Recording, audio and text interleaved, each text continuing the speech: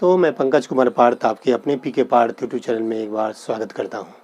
आज मैं आपके बीच लेके आया हूं पॉलिटिका क्लास, जो बीपीएससी, दरोगा मेंस, रेलवे CBT2 और अन्य सभी प्रतियोगी परीक्षा के लिए काफ़ी महत्वपूर्ण होगा। आइए हम देखते हैं।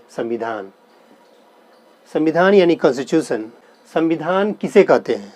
Collection of rules and law is called constitution. नियमों कानूनों का ऐसा संग्रह जिसे किसी देश की शासन सत्ता को क्रियान्वित या व्यवस्थित रूप से चलाई जाती हो, उसे ही संविधान कहते हैं। आइए संविधान को देखते हैं हम। संविधान इसी तीन चीज़ों पर, आपको जितनी भी संविधान की बातें हो, यही तीन चीज़ पर घूम फिर के आती है। पहला है राज्य, दूसरा सरकार और तीसरा व्यक्ति। इसी तीन चीज़ों पर पूरा संविधान घूमता मिलेगा आपको। सबसे पहले व्यक्ति है। व्यक्ति का अधिकार होता है, उसका कर्तव्य होता है। उसको प्रोटेक्शन के लिए व्यक्ति क्या करती है? सरकार का निर्माण करती है, सरकार बनाती है अप्रत्यक्ष रूप से। और सरकार का दायित्व होता है कि उसके अधिकार को दिलवाया जाए, उसका निर्देशन करे, लॉ एंड ऑर्डर को मेंटेन करे। और व्यक्ति और सरकार से मिलकर राज्य का निर्माण होता है, और राज्य को चलाने के लिए सरकार होती है और सरकार को व्यक्ति बनाती है। तो आइए हम देखते हैं राज्य क्या है। तो राज्य को होने के लिए चार शर्तें जरूरी है। किसी भी राज्य को राज्य होने के लिए चार शर्तों की आवश्यकता होती है। निश्चित भूभाग, यानी जैसे बिहार का जो क्षेत्रफल है 94,163 वर्ग किलोमीटर है, वो भी एक बिहार राज्य का निश्चित भूभाग है। किसी भी राज्य के लिए भूभाग तो होना चाहिए। मंगल ग्रह पर जाकर तो हम उसको राज्य नहीं कह सकते हैं, तो एक निश्चित भूभाग होना चाहिए। उसके बाद अपनी जनसंख्या, पॉपुलेशन होना चाहिए, निश्चित लैंड होना चाहिए। दूसरी है अपना पॉपुलेशन, जनसंख्या होना चाहिए। और तीसरी अपनी सरकार होना चाहिए, सरकार है। और चौथा है संप्रभुता, यानी इसको इंग्लिश में बोलते हैं सोवरेनिटी। तो संप्रभुता, तो किसी भी राज्य को निश्चित भूभाग है, अपनी जनसंख्या है, अपना सरकार है, लेकिन संप्रभुता नहीं है। क्योंकि आंतरिक दृष्टि से तो स्वतंत्रता है, लेकिन बाह्य दृष्टि से यह केंद्रों पर लगभग चीज़ों पर केंद्र पर निर्भरता होती है, इसलिए पूरी तरह से संप्रभुता नहीं है। लेकिन प्रशासनिक आधार पर किस हर 28 राज्य और 8 केंद्र शासित प्रदेश को राज्य कहा जाता है। संप्रभुता क्या है? आंतरिक और बाह्य दृष्टि से आंतरिक स्वतंत्रता, आंतरिक और बाह्य दृष्टि से स्वतंत्रता ही संप्रभुता है।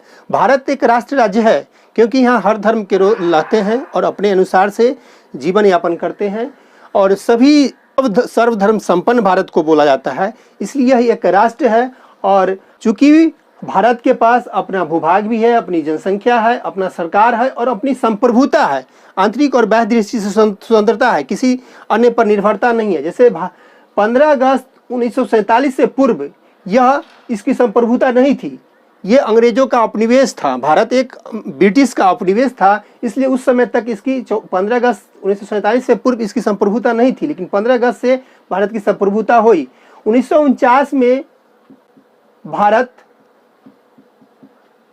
राष्ट्रमंडल का सदस्य बना, लेकिन यह स्वतंत्र है, स्वतंत्र रूप से है। इसमें राष्ट्रमंडल का सदस्य वह सदस्य बना जिस पर अंग्रेजों ने शासन किया था और भारत पर भी शासन किया, इसलिए उसकी सुरक्षा के लिए लंदन, ब्रिटेन ने यह राष्ट्रमंडल बनाया। और भारत राष्ट्रमंडल का सदस्य है तो अपनी स्वेच्छा से है। इसमें इसकी आंतरिक और बाह्य देश के कोई भी मामलों में राष्ट्रमंडल हस्तक्षेप नहीं कर सकता है, स्वतंत्र है। तो भारत के पास संप्रभुता है, इसलिए भारत एक राष्ट्र राज्य कहा जा सकता है। उसके बाद वायसराय का पद था, जिसके सी राजगोपालाचारी प्रथम वायसराय थे, और 24 जनवरी 1950 को वायसराय के जगह पर राष्ट्रपति का पद आया। आइए हम देखते हैं। दूसरा है सरकार, इसका अपना दायित्व है, निर्देशन है, लॉ ऑर्डर को मेंटेन करता है व्यक्ति, इसलिए इसकी हर सुविधा के लिए व्यक्ति सरकार का निर्माण करती है, अप्रत्यक्ष रूप से, परोक्ष रूप से। और सरकार का 3 अंग है, कार्यपालिका, विधायिका और न्यायपालिका। इंग्लिश में एग्जीक्यूटिव, लेजिस्लेटिव और जुडिशियरी इसको कहा जाता है। और चौथा का स्तंभ मीडिया को भी बुलाता है, लेकिन कानूनी रूप से 3 ही है, कार्यपालिका, विधायिका और न्यायपालिका।